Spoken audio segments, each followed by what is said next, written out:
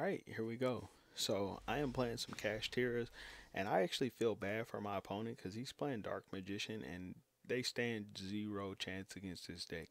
Now Planet Pathfinder is probably the one of the best starters in this deck for the simple fact that you can get more advantage out of Planet Pathfinder than just starting with a unicorn play.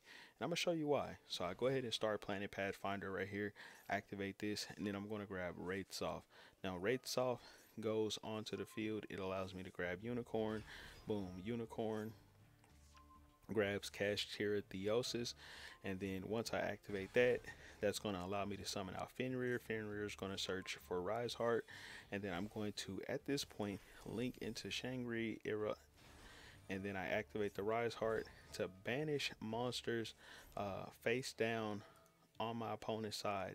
So this is key because this is the first banish face down that my opponents have to deal with, right? So boom, that then triggers the Shangri-Ara to then lock them out of a zone. And then since I sent with the Rise Heart the Big Bang, that allows me to detach one material to summon Fenrir. Now what you want to do is keep Fenrir on the field and then exceed summon Rise Heart off the field for the Kashtira Rise Heart. And the reason why you want to do that, I just gambled right here to do this play, and I didn't really care, but I shouldn't have gambled if I'm being honest, because it didn't really pay off. I just ended up getting a spear mode. So I go into a Rise Heart right here, play it into defense, and then go Call by the Grave. And I don't really care that I don't have my Fenrir, but if I would have kept the Rise Heart on the field and then plus the Fenrir, plus this card is going to activate right here to summon out a big boss monster, another big boss for me, which is Unicorn. Pretty much everything in Kashtira is a boss monster. Basically, I'd be able to lock him out of 3 more zones very easily, because if I would have kept the Fenrir. So basically this would be able to banish something, this would be able to banish something face down, and then the Fenrir will be able to banish something face down if he just activates an effect. How powerful is that? Well, having 4 zones locked out, especially like in your spell and trap, and only being able to play in one particular zone, super difficult for some decks to play through. Or even monster zones, if you want to play, like if you want to lock out these 3 zones right here and leave this here, which is why I even put it up here in the first place, you lock out these 3 zones, some link decks can't play. Like imagine you're playing Snake Eyes and you can't do link summons because all 3 of these zones are blocked out. How do you beat this? So he's going to grab Dark Magic Circle, and I'm going to show you why having this is very powerful. Now he activates one effect, and then that triggers the Unicorn to banish something face down. That allows me to lock another zone. So at this point, just from him activating effect, that would basically prevent him from being able to play a deck like a deck that I forget the name of it. I never play that shit, but whatever the pendulums, that would prevent him from being able to do pendulum plays because I would lock him out.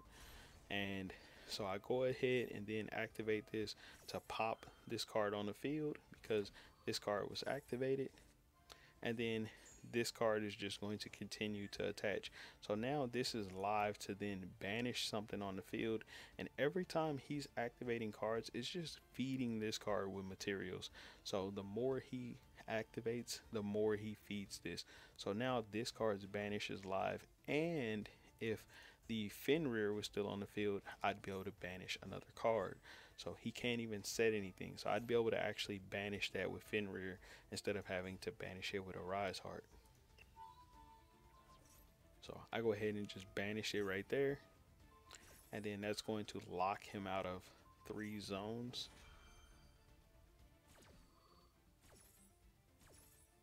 And then there we go. My opponent pretty much just scoops because, I mean, what could he possibly do, bro? What could he possibly do? And I know y'all always ask about my deck list. I'll show you. So here's the deck that I was playing. super powerful. If you want this deck to be even more cracked and be able to compete a little bit more, there is more that you can do to this deck. I added this Infernoble Arms. I might actually put one more of these and take one of these spear modes out, or I might take out one of the Maxis, because this card becomes a dead card very easily if you go a Rise Heart. So I might actually take one of the Maxis out. This is just for like going second only, really. Um, I might actually take one of these out and actually run this card at 2, because then I would not have to search for a Rise Heart off of the Fenrir. I'd be able to just use this card to search Rise Heart, and then I could use Fenrir to search for something else. What could I possibly search off of Fenrir other than Rise Heart to continue to make plays? Well, this card right here, Tier Limits Kashtira. Tier Limits Kashtira is pretty good. Basically, you can banish a tier limit to keep making plays, and then send the top 3 cards of your opponent's deck to the graveyard. That would then trigger off the Arise Heart, basically giving you more materials. So this can help you do more. Also, Scareclaw Kashtira can help you get cards that are Kashtira out of your graveyard, because this card right here, if you got Kashtiras in your grave, basically this card will allow you to move them from the graveyard and banish them, basically. So super good for that. Sometimes it does happen. You end up with a Scareclaw monster. I mean, not Scareclaw, Kashtira monster that's kind of stuck there, that you need to get banished so you can like move it from there. Some of the cards in here allow you to get monsters that are banished, like this card right here. You know, you can target one banished Kashtira card, except Kashtira Theosis, and add it to your hand. And you can kind of recycle this because of the effect of Kashtira Rise Heart. You can just keep sending it and adding cards and sending and adding. So it kind of works out. So yeah, this right here can help you get to Baron the Floor. So yeah, hopefully y'all enjoyed this video. I'll catch y'all on the next one, and peace.